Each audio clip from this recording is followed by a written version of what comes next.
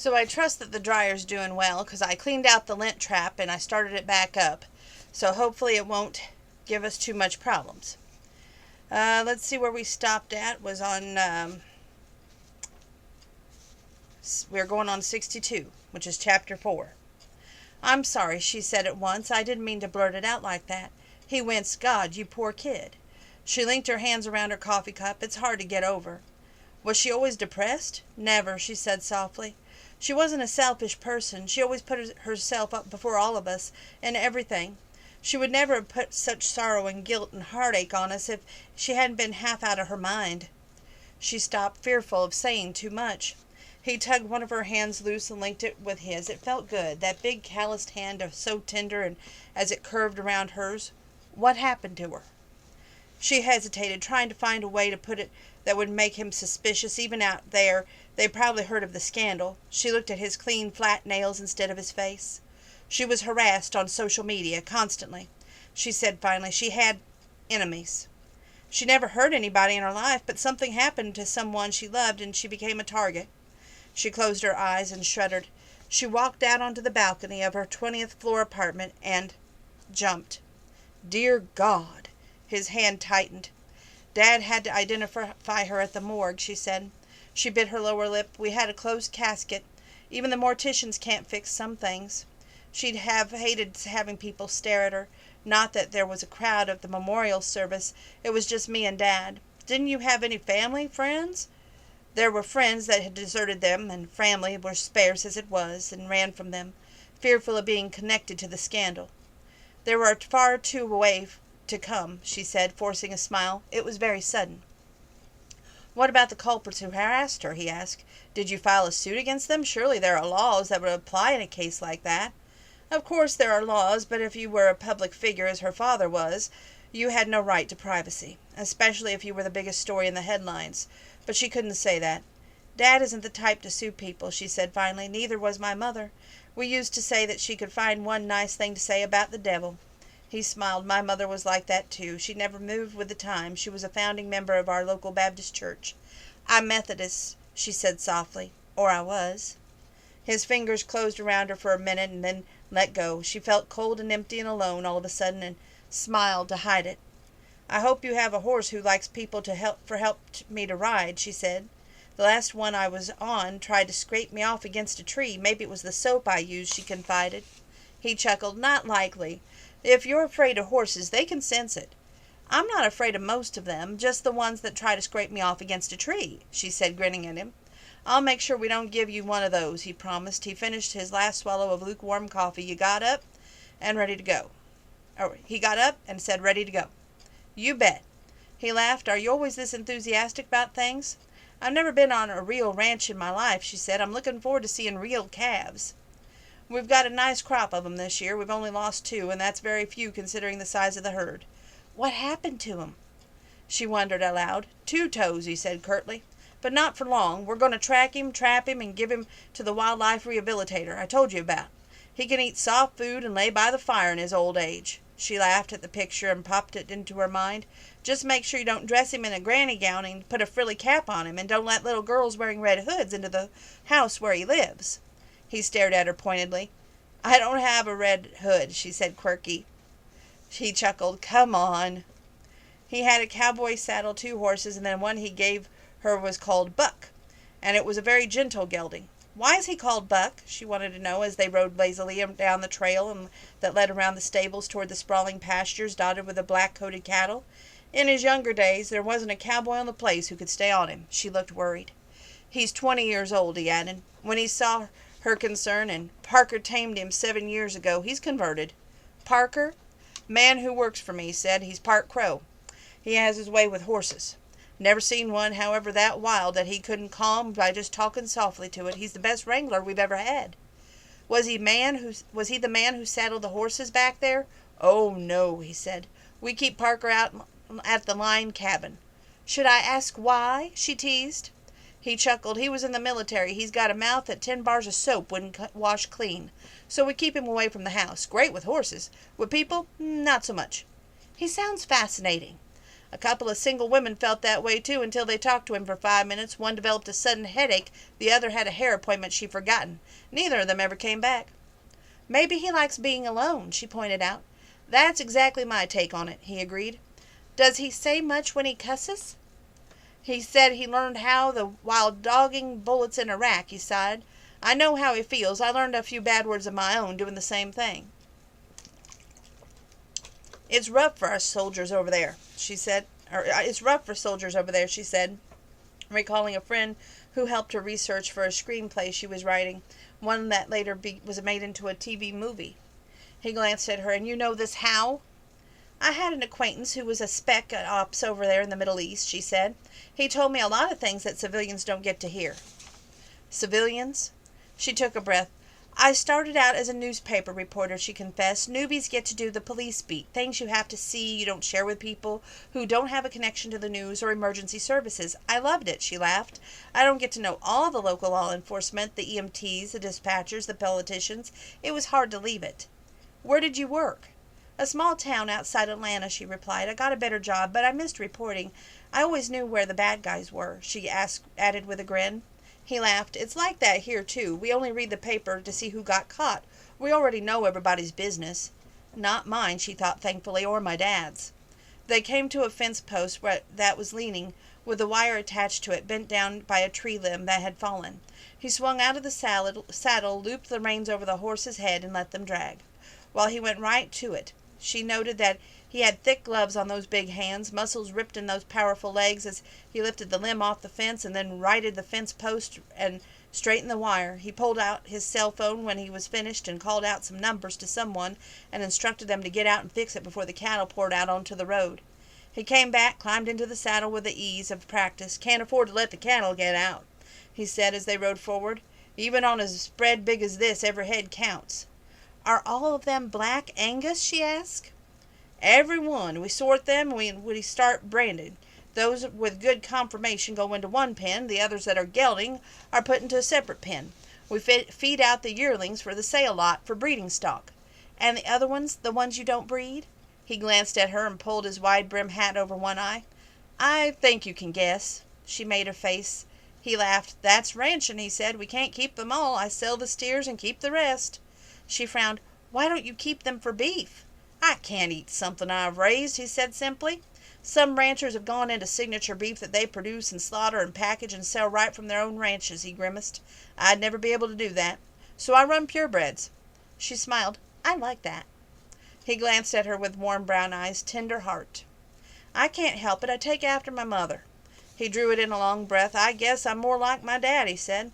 He was a third-generation rancher, but he was so educated that he never really took to the chores. I hated the ranch when I was in high school. There was a girl that I liked, and she said that she didn't like boys who smelled like manure. He shook his head. I told my granddad that, and he hit the ceiling. He was good for 30 minutes about snooty city girls with stuck-up noses. They never get down in the dirt and work for you. If you had to grub for a living, he said, they lasted only as long as the money did. Better to find a woman who wanted to make a home and have a family even, if she didn't wear silk dresses and look like a magazine cover. Smart man, she murmured.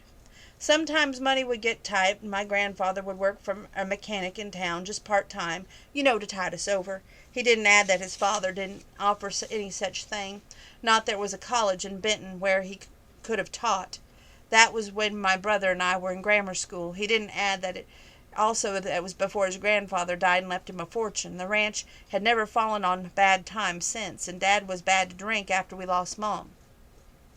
What happened to him, if you don't mind telling me, she added quickly. He shook his head. They rode down a long, wooded path toward the mountains. We found him sitting up in a lime cabin, stone dead, he grimaced. It was one of the coldest nights of the year, snow piled up 6 feet deep. It looked to us like a fire went out in the fireplace after he dozed off. He just never woke up. He glanced at her. Not a bad way to go, I guess, but Mom had died a few months earlier of a heart attack. We didn't even know she had heart problems, he smiled sadly. She wouldn't go to a doctor for what she thought was simple indigestion. It wasn't. He pushed his hat down over one eye. My dad was never the same after. He blamed himself because he didn't make her see a doctor. Sometimes things happen because they're meant to, she said simply.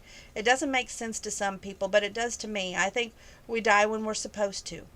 Maybe we do. Was it a long time ago?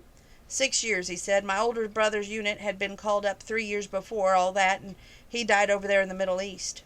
I'm truly sorry. At least I still have my father. I miss my grandfather, he confessed. He missed his mother, but he and his father weren't that close. They had very little in common after J.L. went to college, and then his father found him interesting. His dad missed teaching. It was the only thing that he ever talked about. They rode along a peaceful silence for a few minutes, with the only creaking of the saddle leather and the pleasant rhythm of the horses' hoofs on the hard ground making a noise. Snow was starting to fall. She lifted her face to smile to it. The wind picked up, and she shivered slightly. Cold? He asked, reining in. Just a little chill, she lied. I love the snow. Nobody who ranches out here loves it, I can promise you, he chuckled.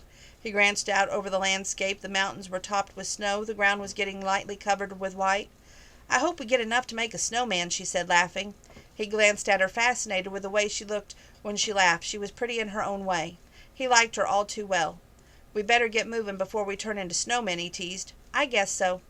They rode on down the trail when a sudden blur of movement stopped them within their tracks. Wolves. There were several of them. Cassie's heart almost stopped as one of them halted just a few yards away and growled. Her horse neighed and reared. Don't jerk on the reins, J.L. suddenly. Just sit still. They aren't after us. She shivered, and not from the cold. She never really seen a wolf up close. They were huge. She hadn't realized how big they were or how dangerous they could look when they snarled. Out of the corner of her eye she saw J.L. pull a long rifle out of the scabbard of his saddle. He shouldered it and looked down the sights, controlling the uneasy motion of his horse with the legs. The wolf obviously thought he meant business, because it turned its head toward the others and loped away without a backward glance. Cassie let out a breath she'd been holding, or she tried to. She couldn't get the air out, which was the major problem with people who had asthma. Amen. Getting air in was easy. Getting it back out could be an issue. She needed her rescue inhaler, but it was under her buttoned coat in her purse. I always carry mine with me. Side note. She swung down out of the saddle a little unsteadily and moved away from the horse, fighting to breathe. Here now, it's just a wolf or two, he said faintly, irritated by her reaction. He put the rifle back in the scabbard. Nothing to get so upset about. She couldn't talk to tell him what was wrong. She was fumbling with her jacket, trying to get to her inhaler. She panted like a winded runner. J.L.'s dark eyes narrowed as he swung down out of his saddle gracefully and moved toward her. His ex-fiancée had overreacted like that any time she was upset. It was a painful reminder of what he lost, and it made him irritable. Hell, he said with a scowl, don't be so melodramatic. You were in no danger. When she felt better, she thought dimly she was going to kick him in the knee. Meanwhile, it was just an ordeal to get half a breath of air. She finally worked her way into the purse underneath her light jacket and dragged out the rescue inhaler. She sat on the ground, shivering, and held it up to her mouth. She took a puff and waited for soothing spray to ease down her tortured lungs and reduce the spasms. He suddenly realized what had happened. He went down on one knee. Here, are you all right? He asked with belated concern. She didn't answer him. She couldn't. One puff wasn't enough, and she had to wait a minute or two before she could take another. It was frightening to smother like this. The cold air, the chill, the unexpected wolf sighting all had combined to bring on an attack. She hadn't been using the preventative her doctor had prescribed. It was hard enough to afford the rescue inhaler. The other medicine was expensive, and she tried to do without it. Not a good idea, apparently. He watched while she took a second puff and held it in. Slowly the spasms turned loose, and she was able to get her lungs to work again. She leaned forward with her forehead on her knees. He felt 2 inches high. He grimaced. Can you ride? She nodded, and she got to her feet, still breathing heavily, and let him help her to her saddle. He turned his horse, watching her worriedly as she followed suit. They rode back to the stable in a tense silence. She was glad that she couldn't breathe properly, because she was really angry. So much for that kind attitude that he really didn't have. Apparently it was all just an act. At least she knew now what sort of person he really was, even if it was a bad way to have to learn it. Would you like some coffee? He asked. She shook her head. I need to go home, she said in a hoarse voice. Is your father there? She nodded. He opened the door of the SUV, noting that she got in all by herself, and fastened her seatbelt without saying a word. They drove in silence to the house she and her father rented. I'm sorry, he bit off when he pulled up to her door. She forced a smile, although she didn't quite meet his eyes. It's okay, she managed. She got out before he could reach the door to open it for her. "We forgot your clothes," he said for something to break the tense silence.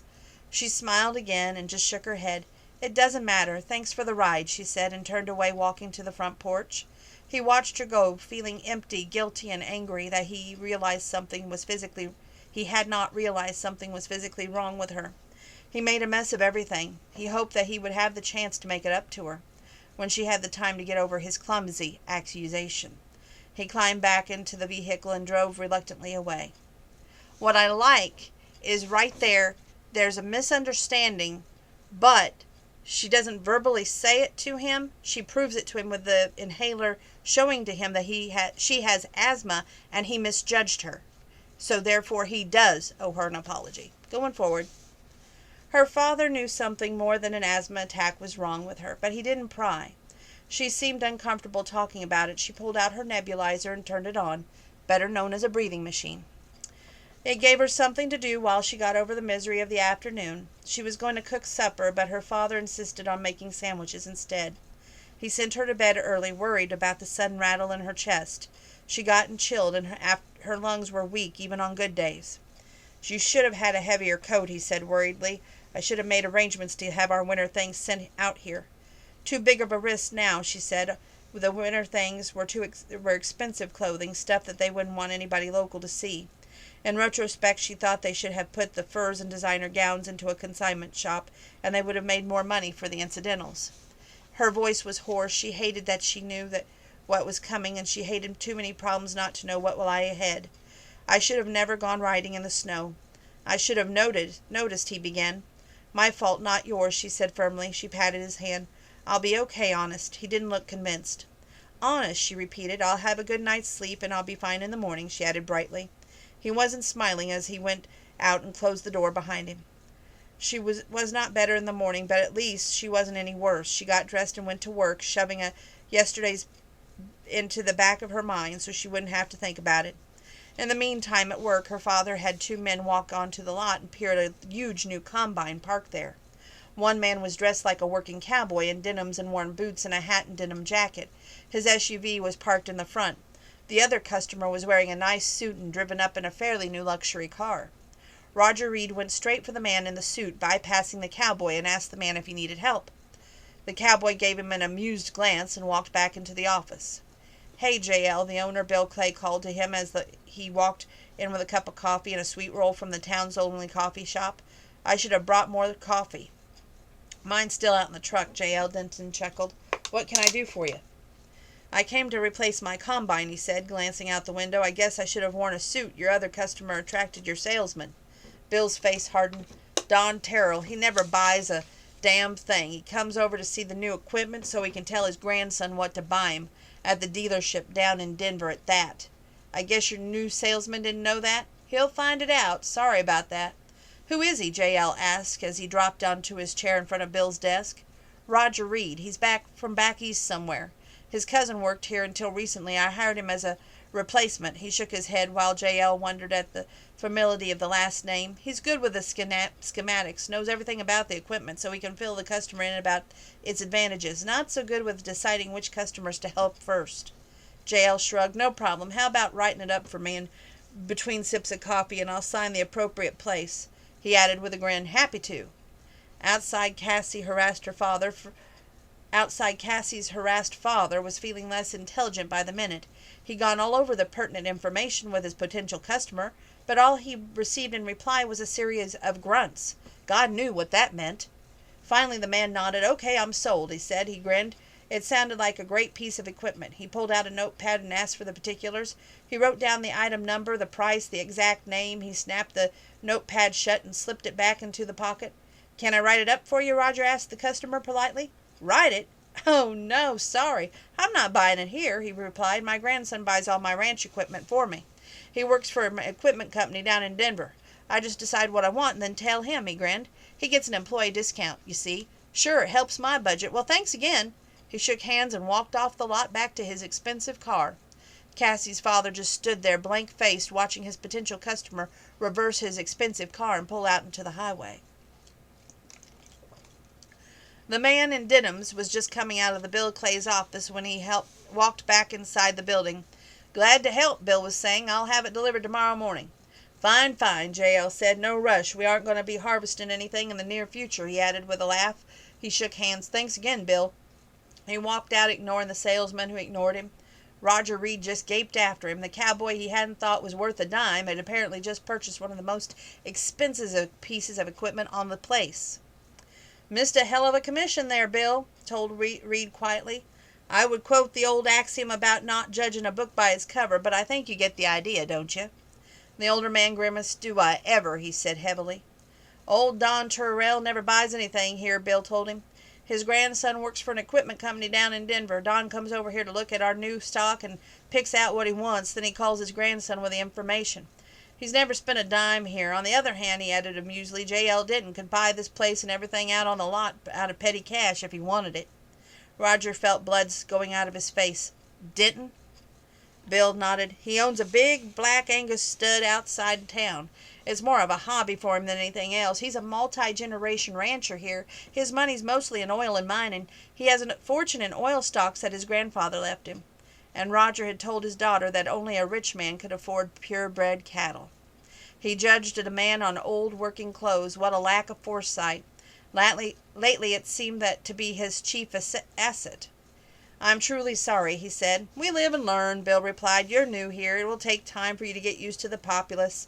No harm done, except there was. He made an enemy of the man his daughter was interested in, and he lost a huge sale. Neither thought made him particularly happy. He did still wonder what happened the day before to bring his daughter home with an asthma attack and that aching sadness in her eyes.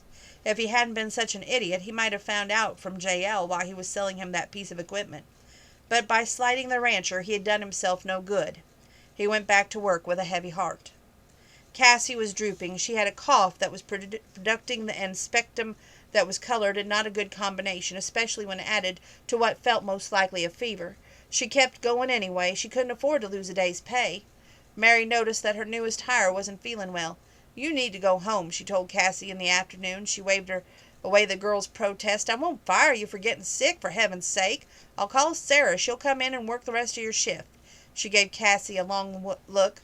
I'm going to tell her to take over for you tomorrow as well. You need to see a doctor and go to bed, she added firmly. You're sick. Cassie drew in a painful breath. I'm so sorry. Everybody gets sick once in a while, she said. Her voice was gentle. It's not a big deal. You're a wonderful little worker, and I'm happy to have you here. Now go home, and if you need anything, you call me, okay? I can send meals over for you and your dad if you can't cook supper. Tears rolled down Cassie's cheek. That's so kind. She choked up. Don't do that or you'll have me bawling too, Mary teased. Go home and I'll call and check on you in the morning. Thanks, she said. She called her father at work. He had to ask Bill to let him off long enough to get his sick daughter and take her home. I knew you shouldn't have gone out in that lightweight coat, he said heavily when he saw how ill Cassie was. We all do dumb things, she told him. Funny you should mention that, he murmured as he helped her inside the house. I lost a huge sale this morning. I had to choose between a customer in blue jeans and one in a suit. I chose the wrong one. Cassie's eyebrows rose. The man in the suit was just looking, he said with a wry smile. The man in the blue jeans bought a brand new combine from my boss while I was going over all the advantages of the equipment to a man who had no intention of buying it from me. Oh dear, she said. It gets worse. The man I slighted was J.L. Denton. Cassie's heart jumped. She bit her lower lip. Pity I didn't ask him to bring you inside when he dropped you off the other day, or I'd have known who he was, her father said sadly. He didn't even look at me when he went out the door. I made an enemy there. Just as well, she said, her averting eyes. I'm not too keen on him either. Care to tell me what happened yesterday? He probed gently. There was a pack of wolves, she said. I was already chilled, and one of the wolves stopped and growled at my horse, who reared and unsettled me. J.L. had his rifle out, and the wolf saw it and took off, but it brought out an asthma attack. I'm so sorry, he began. It gets worse, she interrupted. He thought I was being melodramatic when I gasped for breath. It wasn't until I managed to get out my rescue inhaler that he stopped being sarcastic. No wonder you were upset. Just one of those things, she said. But I don't dare care if I ever see J.L. Denton as long as I live again. He could see the pain in her eyes and in her face. She never cared enough about a man to be so angry at one. That alone told her father that she felt something for the rancher. Life hurts, he said. Tell me about it. You should go back to work before Mr. Clay fires you, she said, trying to smile.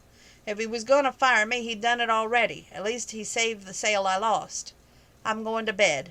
I can bring you home something for supper.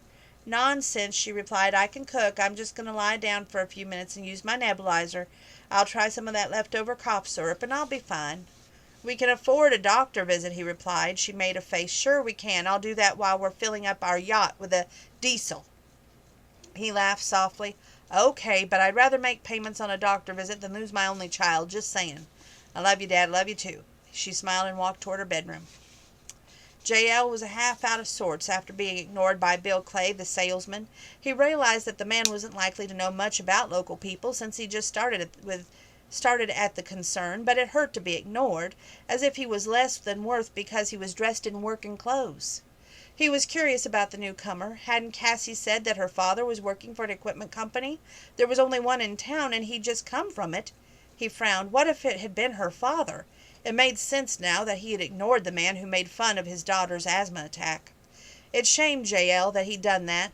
He hadn't realized she had a health issue. He thought she was being overly dramatic about the wolf. In fact, his ex-fiancée had done the same thing over a similar incident. It brought back painful memories. Of course, he hadn't said anything to the other woman about overreacting. He had been kind and solicitous to his ex-fiancée because he fancied himself in love with her. He wished he'd done the same, but been kinder to Cassie. No wonder she was mad at him. He didn't blame her, or the father. It hadn't been until she pulled out what looked like an inhaler that he realized she wasn't putting on an act. He walked out to the barn to tell Drum about the new purchase and give him time frame for about the delivery the next day. You look preoccupied, Drum noted. I did a stupid thing yesterday. I thought Cassie Reed was being overdramatic because a wolf growled at her at the mount and made it restless. She had an inhaler in her pocket, and one of those things people with asthma use, he added. He sighed. She was already chilled. Eastern tenderfoot don't know about Colorado winters, and she's from Georgia. She was wearing a lightweight coat. I guess she got chilled enough to bring on an attack. My mother had asthma, Drum replied. She got pneumonia a lot. All she had to do was be around somebody with a cold, and she'd get sick. It would always go right into her chest. We spent a lot of time in the hospital with her. When I was younger, I spent a lot of time at the doctor. And a lot of time when I was sick, too. J.L. frowned. He hadn't thought that Cassie might get sick from being chilled. He even felt more guilty. She was barely speaking to me when I got her home, he murmured. I hardly even had time to apologize, he scowled. I made a worse mistake this morning. I think her father is Bill Clay's new employee. I snubbed him going out of the office. He passed over me for a man in a suit when I was looking at the combine I bought. In your favor, you didn't know, Drum pointed out. He made a face. That won't do much to help me. He pursed his lips. I think I'll stop by the restaurant and see how much damage I did, he added. It's getting on supper time anyway, and I am hungry. Not me. I had a big lunch, cook-made pork chops and potatoes and onions, not to mention homemade rolls. I'm not living right, J.L. sighed. I should have a cook full-time instead of pleading with my housekeeper to do 3 nights a week. This isn't one of those nights, and I'm sick of my own cooking. Your bunkhouse cook is awesome. You should come eat with us.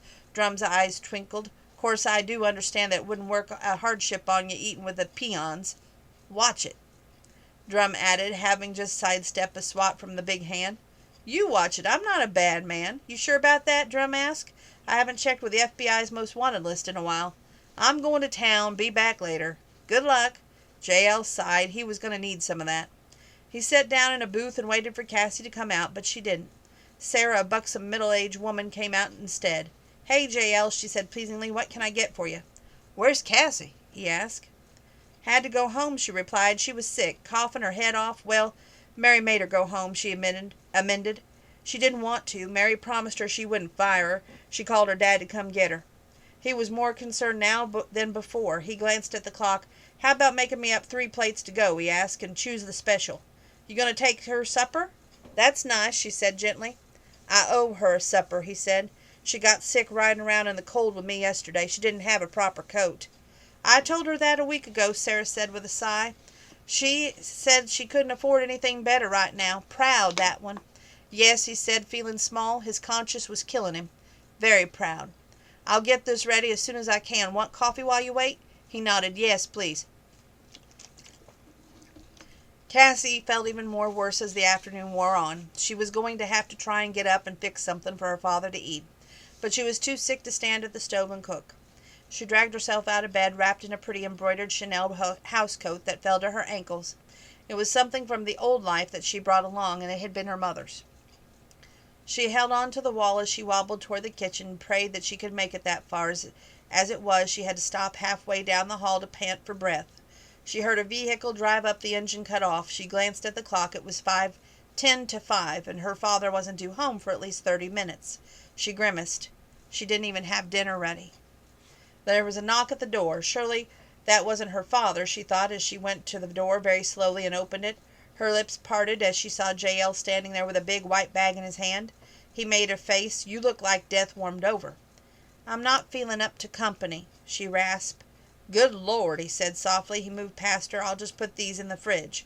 He opened the refrigerator door and grimaced at the lack of food in it. He slid the diner meals inside and closed it.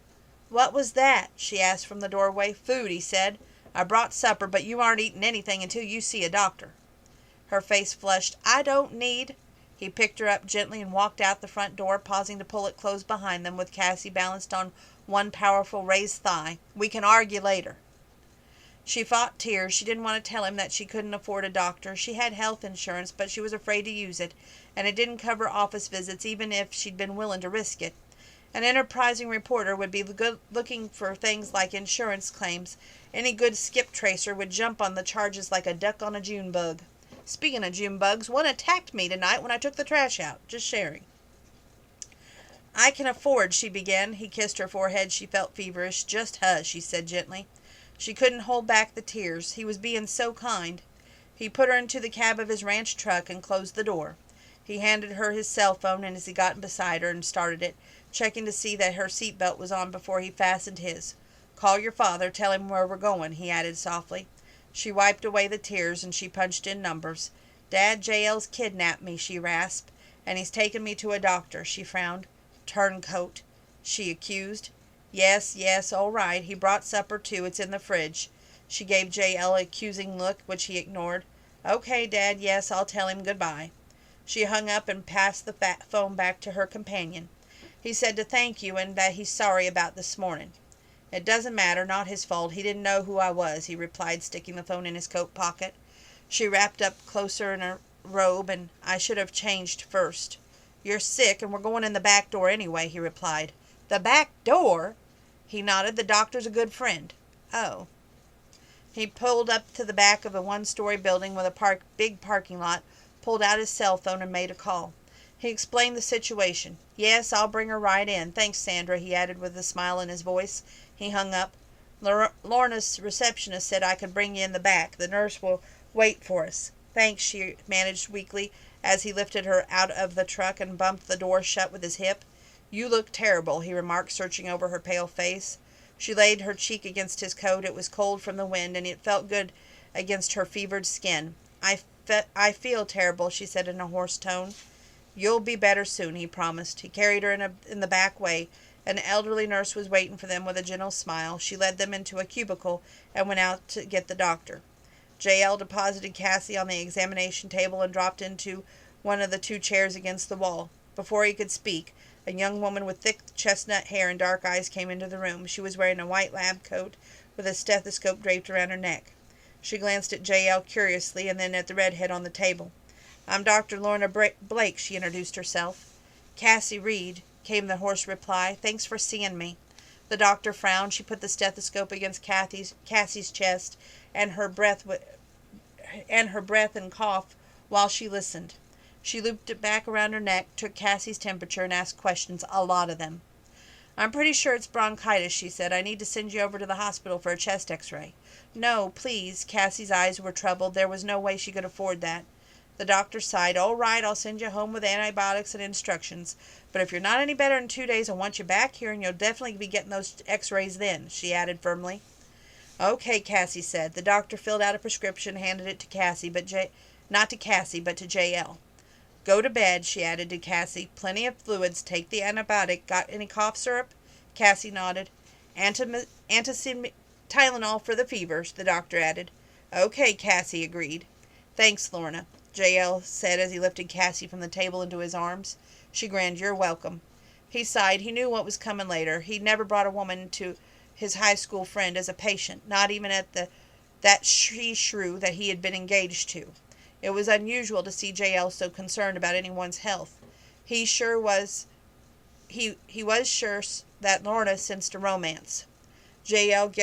gave her a speaking glance as he walked out the back door with his patient. Lorna still grinning when she shut the door behind them. J.L. stopped by the pharmacy on his way home, leaving the engine running so that the heater would stay on and Cassie wouldn't get chilled while he coaxed her prescription out of the amused pharmacist inside. He didn't have to wait. The pharmacist was dating Lorna, so they'd have plenty to talk about on their next evening out, J.L. was sure. He drove Cassie home. By then her father's car was parked at the door. Roger Reed opened it for them as J.L. carried her inside straight to her bedroom. He deposited her gently on the bed. I heated up supper. You're staying for it, right? Roger said pointedly. J.L. hesitated. I made strong coffee, Roger added. J.L. glanced at Cassie. Okay, he said. She smiled. Her eyes were bright with fever, but yet with delight. You can have yours in bed, her dad told the patient. Okay, Dad, thanks. He just smiled. He punched the microwave where the first of 3 plates was waiting to be heated. When it was done, he added utensils and a napkin and gave them to J.L. to take to Cassie on a tray he found earlier underneath the cabinet. Can you manage this? J.L. asked as he propped the tray on her legs. Yes, it's fine, she said. He paused to read the directions on the antibiotic and shook a couple of capsules out into her hand. She took it, and he gave her a spoon and a cough syrup. She knew it was useless to argue. She took that, too. He smiled. You'll be better in no time. Thanks for everything. He brushed back her wildish reddish gold hair. I'm sorry about what I said, he told her with a genuine regret. I'm not good with people. She managed to smile. Me neither. He stood up, searching for more words, but he couldn't find any. He smiled and went out to the dining room where her father had 2 plates sitting on the table along with 2 mugs of steaming strong black coffee. I didn't know who you were, Roger told him in an apologetic tone as J.L. sat down. I'm truly sorry.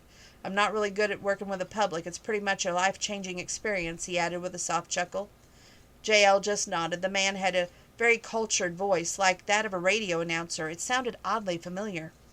Not your fault, J.L. said after he sipped his coffee. I never came inside and introduced myself when I took Cassie out to the ranch. He grimaced. I should have realized she was getting too chilled. I didn't know about the asthma, either. I chided her for being melodramatic when she gasped for breath. He ground his teeth together. I'll have hell living with that on my conscience, let me tell you, he added curtly. We all make mistakes, his companion said quietly. God knows I made my share. Well, a friend of mine said that's why they put erasers on pencils, J.L. replied. I need a very big eraser, the other man commented. They ate in a pleasant silence. The food was good. Mary had one of the best cooks in the country at the kitchen at her restaurant. This is really good food, Roger commented. Nobody cooks like Mary, J.L. replied. We all know each other pretty well around here. Benton's only got a population of 2,000 souls. Only a few people ever leave, mostly kids who want more excitement. I've had all the excitement in life that I care for, Roger said quietly. The peace and quiet is comforting. I heard about what happened to you, J.L. said. Roger felt the blood drain from out of his face. Oh? He asked, trying to sound indifferent when he was churning with fear inside. Yes, from Cassie. It must have been very difficult losing your wife in such a way. Roger swallowed hard and felt relief at the same time. It was traumatic for Cassie and me, he said. We were all close. You should sue those people who drove her to it, J.L. said firmly. I'm not that sort of person, Roger replied with a sad smile. Besides all that, there would be far too many to summon to court, he sighed. Far too many. J.L. frowned, and it was an odd comment. Roger realized that just in time. She had a page on Facebook, he added, and I hate social media. I know what you mean. Say one thing that offends somebody and the world camps on your doorstep, J.L. chuckled. Happened to my foreman a couple years back. He's very political. Doesn't pay to advertise what party you support. Somebody's always waiting with a smart remark and threats. Tell me about it. We were too connected, I think, sometimes. Cassie and I have a small TV set, but we don't watch it much. We get our news from the internet. Me too, J.L. confessed. I don't like getting news from a handful of people who own all the media in the country. They decide what's news and what's not. Too true. Back when I was young, news reporters were required to be objective and even-handed. Now it's just a big handful of executives pushing their own agendas and calling it news. J.L. chuckled. We think alike. On that issue, of a certainty. I'm sorry I let her get chilled, J.L. said, nodding toward the bedroom and lowering his voice. I knew that coat was too thin. I should have made her wear a heavier one. Roger couldn't bring himself to mention that she didn't have a heavier one here. Actually, she did have one in storage back home, a very expensive one, but they didn't dare wear any kosher stuff out here. It would stand out like a sore thumb. J.L. noted the pained look on his companion's face and translated it to wounded pride. You do the best you can when you're living on a budget, he said after a minute. When I was a kid, before we moved back here, and my dad worked as a paleontologist and taught in college in Texas, times were hard because my mother was fragile and couldn't hold down a job. It wasn't until my grandfather had asked Dad to come back that we were able to afford good clothes and warm coats. He frowned because it sounded odd even to him that his father's salary didn't cover much essentials. Funny, he said, almost to himself. I never looked at it that way. Budgeting is new to me, and I'm not very good at it, Roger confessed, but I'll get the hang of it. I want to get Cassie a gaming system for her birthday next month. She misses playing online. J.L.'s eyebrows raised. She games? He laughed. She games. She loves the space game called Destiny 2. She played it all the time when she lived in Georgia. I thought Cassie said you lived in New York. Oh, we all did when Cassie was small. She went to Georgia State University in Atlanta and liked it so well she stayed. Yes, she's worked as a reporter, she told me. She was a good one. She worked for a weekly paper, he laughed. She found some of the most unusual people to do feature stories on. Her columns were often picked up by major dailies. She might get on with our local paper, J.L. said thoughtfully. She gave it up, Roger replied. The stress made her asthma worse. Oh, I see, he grimaced. I'll have to be a lot more careful with her when I take her out, he added, thinking ahead. I'll make sure she's bundled up properly, even if I have to roll her up in one of my rugs. Roger laughed at that picture that he made in his mind. She's a black belt, he reminded his companion. J.L. grinned. So am I. I heard about that. I'll take care of her just the same. She's got a bag full of medicine. Make sure she takes it, and don't let her go out to work tomorrow. Mary already tried to get her to go home today, and she argued about it. I'll get a strong chain with a lock, Roger agreed, grinning. I can pick locks, came with a hoarse voice from the bedroom. Her father just laughed. So did J.L. Cassie flushed with excitement and joy when J.L. came in to say goodbye. You get better, he instructed. I'll work on it every day, she said in a hoarse tone and smiled. Next time we go riding, I'll get you one of those old coats Nita left when she moved to Denver. Her lips parted. She searched his dark eyes and felt warm inside as if a fire had been kindled there. He was feeling something similar. He reached out and brushed back her disheveled red gold hair. It had been a very long time since he had been needed by anyone. His mother was ill often, and he'd been attentive when she was, and his father was never sick. His older brother had never even had a cold, but here was this little newcomer who needed nurturing, and he felt a bond with her already. He drew in a breath, and he recalled what he told her, that he really wasn't ready for a relationship. He was feeling surprisingly comfortable with her. I don't think I've ever been around a redhead in my life, he teased softly. We're rare, she had to admit. She smiled. It comes with freckles. He chuckled. I like freckles. She drew in a rasping breath.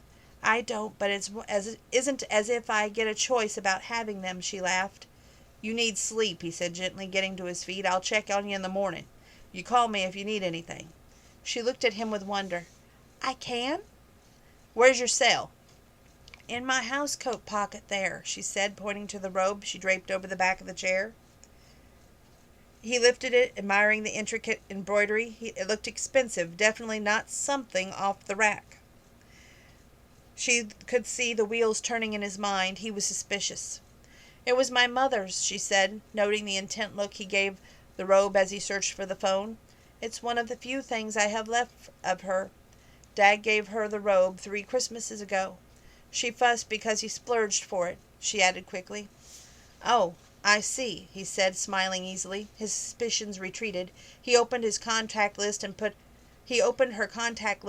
his phone number into it. He put the phone on the table by the bed. In case you need it, he said. Thanks, she said softly. He grinned. You're welcome. If you can't get your dad and you need anything, you call me, okay? Okay. I'll see you tomorrow, Sprout. She grinned. Okay, thanks for getting me back to the doctor. Or thanks for getting me to the doctor, she added. I'll pay you back. Over my dead body, he said with a laugh. That was my treat. She bit her lower lip and fought tears. It was so kind. Don't you start, he said, waving a finger at her. You start bawling and your dad's going to go looking for a shotgun. Not likely, her dad said from the doorway, chuckling. Figure of speech, J.L. replied. He smiled at both of them. I'll see you tomorrow. Thanks for all you did, Roger told him. For supper and for taking care of Cassie. My pleasure. He went out without another word or backward glance, closing the door behind him. Outside, he lifted his face to the cold wind and sighed. He was getting in over his head here. He didn't know how to stop. Her vulnerability appealed to him as other feminine traits never had. His ex-fiancée had been kind of a person, or seemed to be, until Carrie told him the truth about her. He had been taken in. He didn't trust his own responses. What if Cassie was playing a game? What if she wasn't? What if she wasn't what she seemed to be? He dismissed the thought. She was honest as the day was long. Why would she pretend to be poor anyway? It was obvious that she and her father had very little money. She had worried excessively about paying for the doctor. She was too proud, too, offering to pay him back when he knew she didn't have the money. No, she seemed like the genuine article, but he'd do well to put the brakes on. He had enough to take care of at the ranch with the improvements he was making. He'd keep close to home for a bit, but he would check on her in the morning, because he did promise. He knocked on the door mid-morning. She opened it with a big smile. She was wearing the housecoat, but her color was better. Those antibiotics work very fast, she said. I can feel the difference already. She paused to cough into a tissue. Well, I'm still coughing, but it's not as bad as it was. Come in. Would you like coffee? You shouldn't be up, he fussed. Yes, I should, she replied. My doctor back home told me that it's never a good idea to stay in bed completely with a chest infection. You have to keep moving so that you're more likely to cough up the bad stuff. I've been in the kitchen. He followed her. On the counter was a baking sheet with several rolls just rising. They were covered with a sheet of plastic wrap. I made these just for you, she said gently. Let them rise for another hour or so, then bake them at 350 degrees Fahrenheit for about 16 minutes. If they're not brown, let them put them back in the oven for another couple of minutes. I'll enjoy them, he said. Thanks. She grinned. I love to cook, but I especially like to make breads. I love the feel of dough. It's almost alive. My mother could make bread, he said, but it's been a long time since I've had any fresh from the oven. This was very nice of you. Payback, she teased, for your kindness yesterday. It's not that hard to be kind to someone as sweet as you are, he said, and he wasn't teasing. She searched his eyes and felt her stomach drop. It was a new feeling, the feelings that she had with him. He saw that and grimaced. Everything she felt was plain on her face. Listen, he began worriedly. I can't get married this morning, she broke in, embarrassed by what he likely noticed and desperate to change the mood. He stared at her. Excuse me? I can't get married this morning, she said firmly, or this afternoon, not even this year, and that's final. I'm sorry, but I have my heart set on climbing Mount Everest. I'll need an oxygen tank, of course, and the right clothing, and I'll have to save up, but I should have enough in about 20 years, so you can check back with me then. It took him a minute to realize that she was just teasing. He chuckled deep in his throat. Just when I think I've got you figured out, you throw me another curve. I'm quick, I am, she joked. Sit down and have some coffee if you've got time. I've got time. He tossed his hat onto the spare chair and sat down at the table. She poured coffee and sat down beside him. I love coffee first thing in the morning. So do I, he said, sipping his. Nice, I like strong coffee. Dad and I do too, she said. I noticed he makes good coffee as well. I forgot to offer you cream and sugar, she said suddenly. I don't take either. When you serve in the military, you get used to life without the frills, he chuckled. Reporters learn that early, she told him. I was always on the run. It's a hectic sort of life. Your dad said that the excitement made your asthma worse. She nodded. It did. I missed it, though. So what did you do for a living before you moved out here, he asked. She just stared at him. That was one question she hadn't anticipated, and there was no way she could tell him the truth. I've got to go check on the dryer, so I've got to stop this video. and we'll start back up at page 97 tomorrow. So thank you for tuning in tonight. I hope you've enjoyed part 2 of this wonderful book. And it's wonderful, isn't it? I like how we see how we're judging books by the wrong cover, how sometimes we jump to conclusions and assume the worst when sometimes we really don't know the person at all. So, stay tuned. More from this book tomorrow. I've got laundry to go do. Thrilling! And then I get to sleep before I go to work tomorrow again. But I do have to send you with your send-off. So, I hope that you are staying safe, well, and that you have faith, hope, and love in your heart. Lots of joy and lots of wealth in the bank and in your heart as well. But the greatest way to spread joy, wealth, and prosperity, that's the word I was looking for, is to do a kind deed for someone else. Expect no payment in return other than 2 words, thank you. And when they say, how can I pay you back? Ask them to do a kind deed for someone else. That's payment enough. God bless each and every one of you. Stay safe, stay well. Make sure you're keeping your 3 feet of social distance. Washing your hands when you can't wash your hands. Make sure that you have your hand sanitizer. You are still wearing that mask. No excuse. I love each and every one of you, and I want you to make it through 2021. God bless. Hope to see you again soon. Maybe tomorrow.